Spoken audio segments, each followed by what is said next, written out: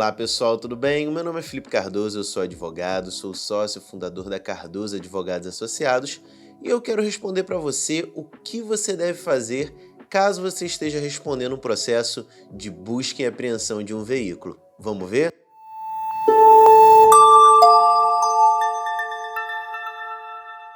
Bom, pessoal, e para começar a falar sobre o nosso tema de hoje, o procedimento de busca e apreensão de um veículo geralmente se dá quando esse veículo não tem ali as parcelas do financiamento adimplidas pelo proprietário. Então você deixou de pagar uma, duas, três prestações, o banco vai e entra com a ação de busca e apreensão para apreender o veículo que você está com as prestações em atraso. Lembrando, pessoal, que não existe aqui um prazo para que o banco precise e possa entrar com a ação de busca e apreensão. Então, teoricamente, se você já está com um mês em atraso, você já pode responder aí um processo de BA. E uma coisa importante também, gente, que você saiba, é que o banco ele não pode, pelo menos não poderia, isso pode inclusive causar uma nulidade processual lá na frente, ele não pode entrar com essa ação de busca e apreensão sem antes notificar o devedor em mora. Isso significa enviar uma correspondência para o endereço dele dizendo que ele está em atraso com as parcelas do financiamento. Se nos autos do processo judicial o banco não comprova que notificou o devedor dessa dívida, então o processo ele pode inclusive ser anulado. É uma questão que gera nulidade processual. Ele tem que comprovar que houve a comunicação prévia constituindo o devedor em mora. E uma coisa muito importante também a se destacar em relação a essa mora é que o banco ele precisa somente encaminhar qualquer tipo de comunicado pro endereço cadastrado do proprietário ali, da pessoa que é titular daquele financiamento. Então, se você se mudou e não atualizou junto do banco o seu endereço, para o banco, a notificação vai ser considerada válida. Ou seja, é muito importante que você, ao mudar de endereço, notifique o banco para que o endereço seja atualizado, porque se ele encaminha essa notificação, mesmo que você não esteja lá, isso acontece muito para quem mora ou morava em apartamento que existe um condomínio, um porteiro. O porteiro recebe aquela comunicação, ele vai assinar junto aos correios, a mora está constituída, tá? Você tem a obrigação de manter seu endereço atualizado junto à financeira. Isso vale para multa também, tá, gente? O Estado ali, o órgão público, ele tem a obrigação de te notificar de uma multa que você cometeu ali, alguma infração de trânsito, mas ele só encaminha para o endereço cadastrado junto do Detran. E não importa, mesmo que você tenha se mudado, essa multa é considerada válida desde que o endereço seja encaminhado para aquele que está lá no banco de dados do Detran, ou no caso aqui que a gente está falando de busca e apreensão da financeira. E aí vamos supor que você recebeu a comunicação, você está constituído ali em mora em relação às parcelas. Se você não tem muito o que fazer naquele momento, você recebe ali o comunicado de que existe uma dívida, eu aconselho que você tente negociar com o banco alguma maneira de renegociar esse valor, esses juros, esses valores que estão em aberto para evitar com que o banco entre com a ação de busca e apreensão.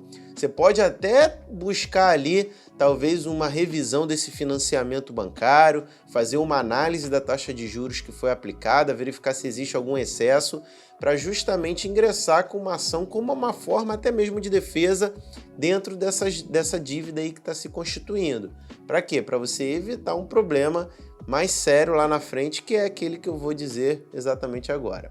Bom, vamos supor que você não tentou ou não conseguiu renegociar a dívida, você também não tentou ali rever as parcelas do financiamento através de uma ação judicial de revisão de financiamento bancário, e aí o banco ele entrou tendo constituído você em mora com a ação de busca e apreensão. O que acontece inicialmente nesse processo? O juiz vai pegar, vai verificar se houve a constituição da mora, vai verificar se as custas estão recolhidas ali pelo banco. Estando tudo isso de acordo, ele vai te notificar do processo de busca e apreensão, onde você tem duas opções. Dentro de 5 dias, quitar a dívida, tá? Você tem a oportunidade ali de quitar aquele saldo devedor e geralmente o que acontece é que o banco antecipa as parcelas do financiamento.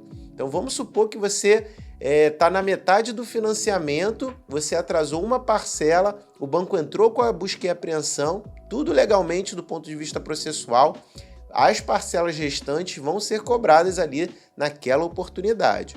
Então vamos supor que você entrou ali, foi constituído em mora, então muito cuidado aí, é sempre muito complicado deixar atrasar as parcelas de um financiamento bancário. Então você tem essa oportunidade ali no prazo de 5 dias de quitar os valores que estão sendo cobrados de acordo com o mandado de citação no processo de busca e apreensão. Se você não pagar, você tem ainda a oportunidade de, dentro do prazo de 15 dias, de contestar a ação de busca e apreensão. Então é muito importante, inclusive se você for advogado, se você está me assistindo e o seu cliente não tem condições ali de pagar o financiamento conforme consta na citação do processo de busca e apreensão, que você verifique ali outras maneiras, interponha recursos, verifique teses para poder, inclusive, suspender essa consolidação de propriedade do bem em nome da financeira. Porque o que acontece muitas vezes é que mesmo que a pessoa se defenda, o veículo vai para a propriedade da financeira, ele é levado a leilão e acontece aí um problema muito sério da parte ali eventualmente perder o veículo ali, tendo em vista que ela não fez o pagamento. Por isso que eu falo, deixar que o banco entre com a busca e apreensão é uma das piores hipóteses possíveis para o devedor, para aquela pessoa que não está conseguindo fazer o pagamento de um financiamento bancário. Então, se você sente que você não vai conseguir pagar, se você está sentindo ali que você começa a atrasar as parcelas do financiamento, meu conselho é que você procure assistência jurídica para antes do problema acontecer, você poder ali se defender através dos meios jurídicos que são possíveis.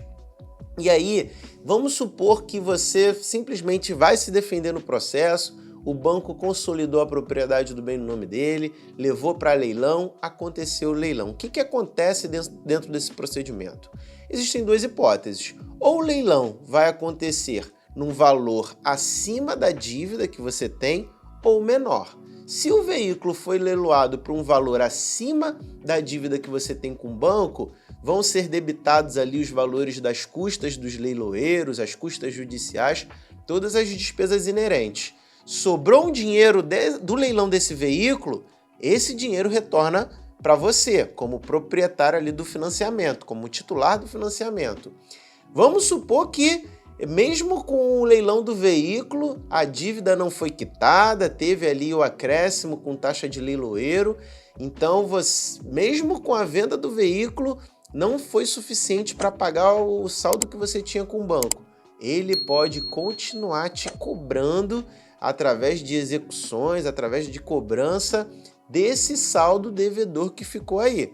Então não é porque também eu já vi clientes que chegaram para mim e falaram: não, deixa leiloar e fica por isso mesmo. Só que existe esse problema.